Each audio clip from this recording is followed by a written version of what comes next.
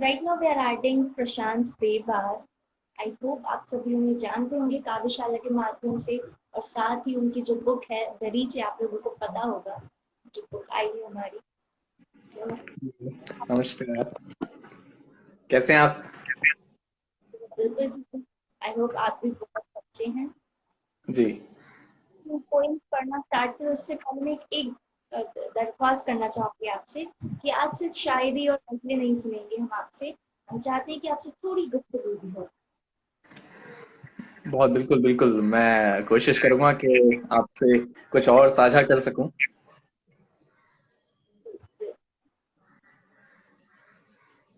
पहले आपकी कविताएं सुनते हो, फिर आपकी थोड़ी सी आपके साथ हुई गुफ्तगू की जाए। जी बिल्कुल।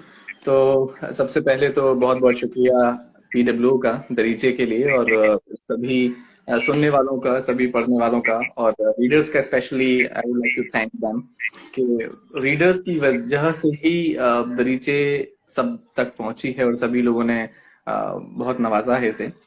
तो दरीचे में एक नज्म है कागज करके, और ये नज्म इससे पहले मैंने कहीं पढ़ी नहीं है, तो पहली बार इस मंच के हवाले से मैं इस नज्म को पढ़ रहा हूँ। This poem is about paper, the story of paper. तो मुलाहिजा फरमाएं कि कागज की जुबान बड़ी खामोश है, कागज की जुबान बड़ी खामोश है, इंतजार में रहते हैं कागज उम्र भर। कागज की जुबान बड़ी खामोश है, इंतजार में रहते हैं कागज उम्र भर।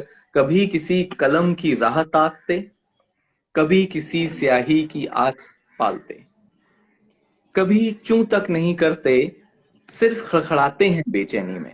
कभी चूं तक नहीं करते, सिर्फ खड़खड़ाते हैं बेचैनी में। जो कभी जिल्द में कैद कर दूं, जिल्द कहते हैं बाइंडिंग, तो if I bind them, if I bind the papers, तो कभी जिल्द में कैद कर दूं तो किसी गैर कारवां में मायने मिल जाते हैं।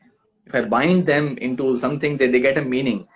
तो जो कभी जिल्द में कैद कर दूं तो किसी गैर कारवां में मायने मिल जाते हैं, वरना यूं ही यतीम से फिरते हैं किसी शायर की दवात तले। वरना यूं ही यतीम से फिरते हैं किसी शायर की दवात तले।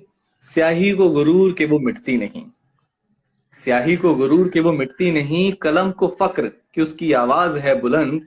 मगर बिना जिसके ना स्याही ना कलम, किसी का वजूद तक नहीं।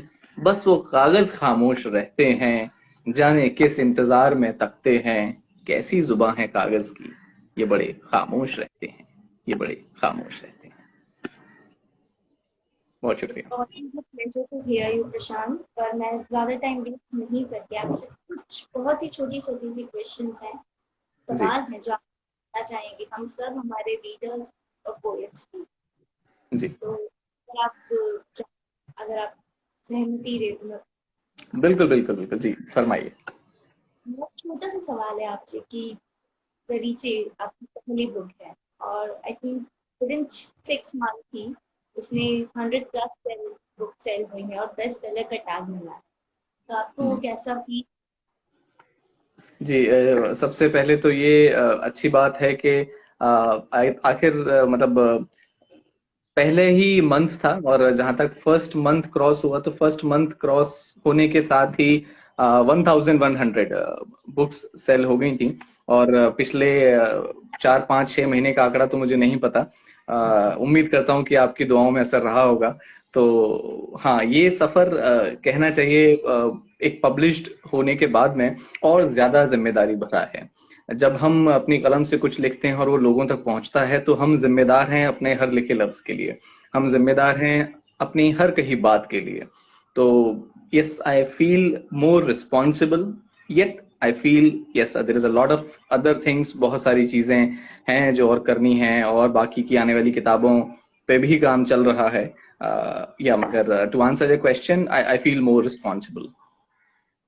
तो जो दूसरा सवाल है ऐसा है कि हर एक राइटर का या पोएट का ख्वाब होता है कि अपनी बुक हाथ में होना, और एक पब्लिशिंग जो एक सपना होता है वो शायद हम देखते हैं, तो सभी देखते हैं।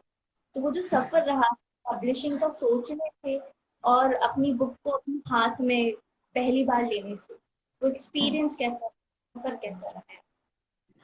I think because book and all creations are your brainchild, so it's definitely I would say it's like holding a baby in your hand. And I must say it was painful at some moment as well. It was there was a lot of difficulties, I would say, पिछले 9 महीने से भी बहुत ज्यादा वक्त में।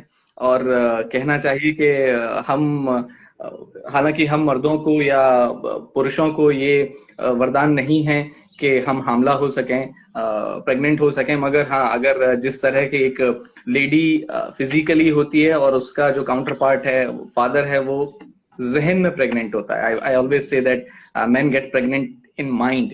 तो it was somewhat like that thing के हाँ, जिस पे काम किया, बहुत सारी चीजों पे वर्क किया, और वो जर्नी पेनफुल के साथ साथ देन फिर उसके बाद ग्रेसफुल में तब्दील हो जाती है। और किताब का स्वरूप आने के बाद वो हर रात में की गई सारी मशक्कत, वो सारी रीट्रेशंस, वो सारे काम, वो सारे कहना चाहिए छोटी छोटी चीजों पर एक सही वक्त करने की जो कोशिश थी, वो फिर सबकी सब खुशी में तब्दील हो जाती है। और फिर अच्छा लगता है कि हाँ, you took some time, I took almost 1 year considering the lockdown as well to take it out because. और एक बात और ये भी थी कि इससे पहले तकरीबन मैं 17-18 साल से लिख रहा था, तो जब मेरी नज़्मों ने 18 बरस की उम्र पकड़ी, तो मुझे लगा कि अब वो बालिग हैं, काबिल हैं और अपना सफर खुद तय कर सकती हैं, तो उन्हें आजाद कर दिया। ऐसे आंसर आई थिंक सिर्फ आप ही से एक्सपेक्ट कर सकते हैं। बहुत ही अच्छा आपने समझाया हमें, इट्स रियली गुड। लाइक हमारे रीडर्स को आपसे बहुत इंस्पिरेशन मिल रही होगी, I feel. So last question है मेरा कि आप किस तरह अपने रीडर्स को इंस्पायर करना चाहेंगे और क्या मैसेज देना चाहेंगे? आई मीन इंस्पायर करने जैसी बात कहना तो शायद बहुत बड़ी बात हो जाएगी। कहना चाहता हूँ कि ऑब्जर्वेशन बहुत जरूरी है किसी भी राइटर के लिए। किसी भी हम सब अपनी खुली आंखों से सब कुछ देख रहे हैं आसपास, मगर एक लेखक, एक राइटर के अंदर ही एक वो अलग एलिमेंट है जिससे कि वो उन चीजों को ऑब्जर्व करता है और फिर उसको अपने लफ्ज में बयां करता है। तो चाहे बात छोटी हो बड़ी हो, उसको बारीकी से ऑब्जर्व करना बहुत जरूरी है। और ये कोई इत्तेफाक या कोई ये जरूरी नहीं है कि दुनिया भर के सारे दर्द अगर हमने जिए हैं हम तभी उनको लिख सकते हैं। हो सकता है कि कई सारे बड़े बड़े राइटर्स ने पहले वैसे ही चीजें लिखी हैं कि जिन्होंने उन्हें नहीं जिया है, मगर दूसरे की फीलिंग्स को, दूसरे के जज्बात को उसी इंटेंसिटी से, उसी जहीनता से और उसी बारीकी से महसूस करना, यही एक राइटर का काम है।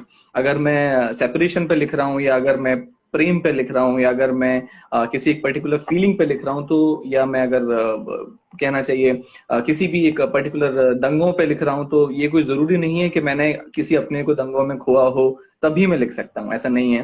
हाँ, अगर वो एहसास, वो जज्बात, वो एक सेंसिटिविटी अगर इतनी है कि दूसरे की चीज को भी आप उस चीज को इतनी खास तरीके से महसूस कर सकते हैं, तो बिल्कुल एक राइटर को वही करना चाहिए। और बाकी सारे नए लिखने वालों को भी मैं यही कहना चाहता हूँ कि सेंसिटिविटी का जो अपना मीटर है उसको पॉलिश करते रहें, उसकी कैलिब्रेशन करते रहें। ऐसा ना हो कि बाहर समाज में कुछ बहुत बड़ा हो रहा है और आपका दिल उसकी सेंसिटिविटी को फील ही नहीं कर पा रहा, आप उसे महसूस नहीं कर पा रहे हैं, और आपके लिए वो एक आम बात की तरह, खबर की तरह आई और गुजर गई। तो मतलब आपकी सेंसिटिविटी के मीटर में कुछ कार्बोरेटर में कहीं कचरा आ गया है, तो उसको साफ करके सेंसिटिविटी को कैलिब्रेट करना पड़ेगा, ताकि जरा सा भी कुछ हो तो जहन, मन और आपके जज्बात सेंसिटिव फील करें। I am not talking about emotionally, किसी चीज पे इमोशनल होना, बट सेंसिटिव होना। सेंसिटिव होना और इमोशनल होने में डिफरेंस है, तो I am talking about sensitivity. आपका कहना बिल्कुल सही है प्रशांत, कि हमें एज लेखक और एज पोएट हमारी काफी जिम्मेदारी बनती है कि हम हमेशा एक मिरर दिखा पाए हैं अपने समाज को या अपने देश को। मैं बिल्कुल ये चीज जानती हूँ। आई होप कि आपकी बात हमारे रीडर्स, हमारे लिसनर्स तक पहुंच रही है। Thank you so much Prashant to join us. Thank you. और आगे बढ़े और कामयाबी चुने। थैंक यू सो मच, बहुत बहुत शुक्रिया having me. Bye bye, take care. Bye.